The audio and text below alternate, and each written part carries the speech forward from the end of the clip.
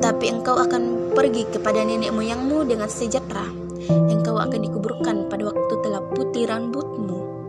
Tetapi keturunan yang keempat akan kembali ke sini, sebab sebelum itu kedurjanaan orang Amor itu belum genap. Ketika matahari telah terbenam dan hari menjadi gelap, maka kelihatanlah perapian yang merasap beserta sulu yang berapi lewat di antara potongan-potongan daging itu. Pada hari itulah Tuhan mengadakan perjanjian dengan Abram setelah berfirman kepada keturunanmu, kuberikan negeri ini mulai dari sungai Mesir sampai ke sungai yang besar itu, sungai Efrat, yakni tanah orang Keni, orang Kanas, orang Kadmon, orang Het, orang Feris, orang Refaim, orang Amori, orang Kanaan, orang Girgasi, dan orang Yebus itu, Hagar dan Ismail. Adapun Sarai istri Abram itu tidak beranak.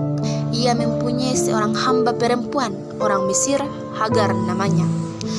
Berkatalah Sarai kepada Abram, engkau tahu Tuhan tidak memberi aku melahirkan anak. Ketika itu, baiklah hampiri hambaku itu, mungkin oleh dialah aku dapat memperoleh seorang anak. Dan Abram mendengarkan perkataan Sarai. Jadi Sarai istri Abram itu mengambil Hagar hambanya, orang Mesir itu, yakni ketika Abram telah 10 tahun tinggal di tanah Kanaan, lalu memberikannya kepada Abram suaminya untuk menjadi istrinya. Abram menghampiri Hagar dan mengandunglah perempuan itu. Ketika Hagar tahu bahwa ia mengandung, maka ia memandang rendah akan nyonya itu. Lalu berkatalah Sarai kepada Abram, penghinaan yang kuderita ini adalah tanggung jawabmu. Akulah yang memberikan hambaku ke pangkuanmu, tetapi baru saja ia tahu bahwa ia mengandung, ia memandang rendah akan aku. Tuhan kiranya yang menjadi hakim antara aku dan engkau. Kata Abram kepada Sarai, hambamu itu dibawa ke kosanmu, perbuatlah kepadanya apa yang kau pandang baik. Lalu Sarai meninas Hagar sehingga ia lari meninggalkannya. Lalu malaikat Tuhan menjumpainya dekat suatu mata air di padang gurun, yakni dekat mata air di jalan Gesyur. Katanya, Hagar, hamba Sarai, dari manakah datangmu dan kemanakah pergimu? Jawabnya, aku lari meninggalkan Sarai, nyonyaku engkau. Maka dalam segala hal engkau dibenarkan. Lalu Abraham berdoa kepada Allah, dan Allah menyembuhkan Abimelek dan istrinya dan budak-budaknya perempuan, sehingga mereka melahirkan anak. Sebab tadinya Tuhan telah menutup kandungan setiap perempuan di istana Abimelek karena Sarah, istri Abraham itu. Ishak lahir.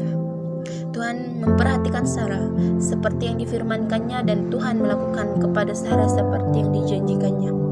Maka mengandunglah Sarah, lalu ia melahirkan seorang anak laki-laki bagi Abraham, dan masa tuanya pada waktu Tuhan telah ditetapkan sesuai dengan firman-Nya yang telah kepadanya. Abraham menamai anak itu yang baru lahir itu Ishak, dan dilahirkan Sarah baginya. Kepercayaan Abram diuji. Untuk kedua kalinya berserulah malaikat Tuhan dari langit kepada Abraham, katanya, kepercayaan Abraham diuji. Tetapi berserulah malaikat Tuhan di langit kepadanya, Abraham, Abraham. Sahutnya, ya Tuhan. Lalu berfirman, jangan bunuh anak itu dan jangan kau apa-apakan dia, sebab telah ku ketahui sekarang bahwa engkau takut akan Allah, dan engkau tidak segan-segan untuk menyerahkan anakmu yang tunggal kepadaku. Lalu Abraham menoleh dan melihat seekor domba jantan di belakangnya yang tanduknya tersangkut dalam belukar. Abraham mengambil domba itu lalu mengorbankannya sebagai korban bakaran pengganti anaknya. Dan Abraham menamai tempat itu Tuhan menyediakan.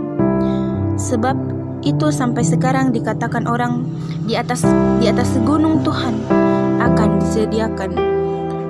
Untuk kedua kalinya berserulah malaikat Tuhan dari langit kepada Abraham, katanya, aku bersumpah demi diriku sendiri, demikianlah firman Tuhan, karena engkau telah berbuat demikian dan engkau tidak segan-segan untuk menyerahkan anakmu yang tunggal kepadaku, maka aku akan memberkati engkau berlimpah-limpah dan membuat keturunanmu sangat banyak seperti bintang di langit dan seperti pasir di tepi laut.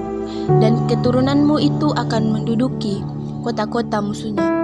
Oleh keturunanmu lah semua bangsa di bumi akan mendapat berkat, karena engkau mendengar Tuanku. Janganlah kiranya melampaui hambamu ini.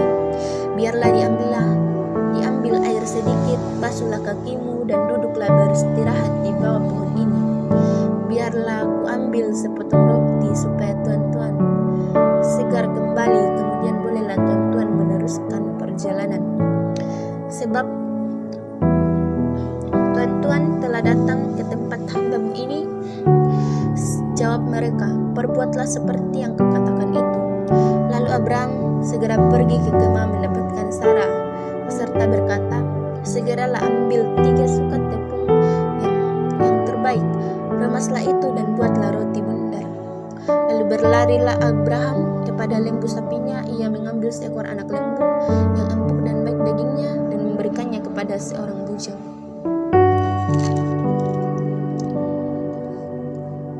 Lalu Sarah menyangkal, katanya, aku tidak tertawa sebab ia takut, tetapi Tuhan berfirman, tidak, memang engkau tertawa.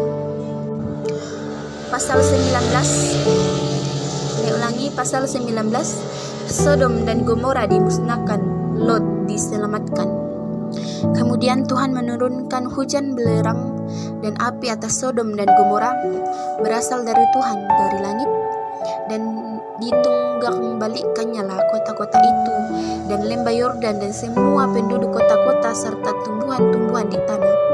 Tetapi istri Lot yang berjalan mengikutnya menoleh ke belakang lalu menjadi tiang garam. Ketika Abraham pagi-pagi pergi ke tempat ia berdiri di hadapan Tuhan itu dan memandang ke arah Sodom dan Gomora beserta seluruh tanah di lembah Yordan, maka dilihatnya lah asap dari bumi mengepung ke atas sebagai asap dari dapur peleburan. Demikianlah pada waktu Allah memusnahkan kota-kota di lembah Yordan dan menunggang balikkan kota-kota kediaman Lot. Maka Allah ingat kepada Abraham, lalu dikeluarkannya lah Lot dari tengah-tengah tempat yang ditunggang balikannya itu. Lot dan kedua anak perempuannya.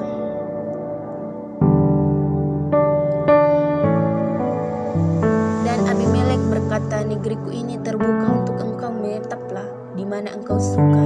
Lalu katanya kepada Sarah, telah kuberikan kepada saudaramu 1000 sikal perak, itulah bukti kesucianmu. Sesudah itu Abraham mendapat kabar juga Milka telah melahirkan anak-anak laki-laki bagi Nahor saudaramu, Bus anak sulung dan Bus adiknya, dan Kamuel ayah Aram, juga Keset, Hasso, Pildas, Yitlab, dan Betuel. Dan Betuel memperanakkan Ribka. Kedelapan orang inilah dilahirkan Milka bagi Nahor saudara Abraham itu. Dan bundik Nahor yang namanya Reuma melahirkan anak juga, yakni Tebagaham, Tanas, dan Maaka. Pasal 23. Sarah mati dan dikuburkan. Sarah hidup 127 tahun lamanya, itulah umur Sarah.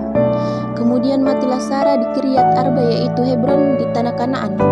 Lalu Abraham datang meratapi dan menangisinya. Sesudah itu Abraham bangkit dan meninggalkan istrinya yang mati itu, lalu berkata kepada Bani Het, aku ini seorang asing dan pendatang di antara kamu.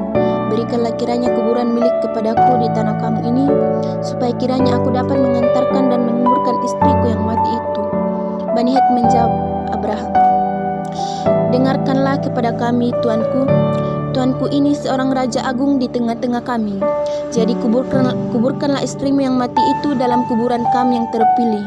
Tidak akan ada seorang pun dari kami yang menolak menyediakan kuburannya bagimu untuk menguburkan istrimu yang mati itu.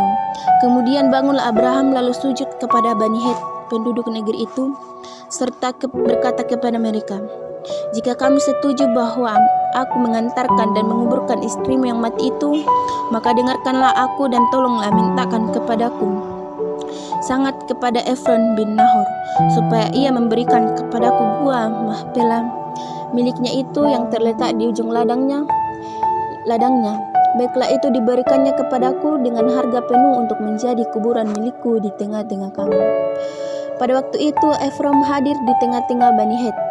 Maka jawab Efron, orang Het itu kepada Abraham dengan didengar oleh para Bani Het, oleh semua orang datang di pintu gerbang kota. Tidak, tuanku, dengarkanlah aku. Ladang itu kuberikan kepadamu dan gua yang di sana pun kuberikan kepadamu. Di depan mata orang-orang sebangsu, sebidang tanah dengan harga 400 shikal perak. Apa artinya itu bagi kita? Kuburkanlah saja istrimu yang mati itu.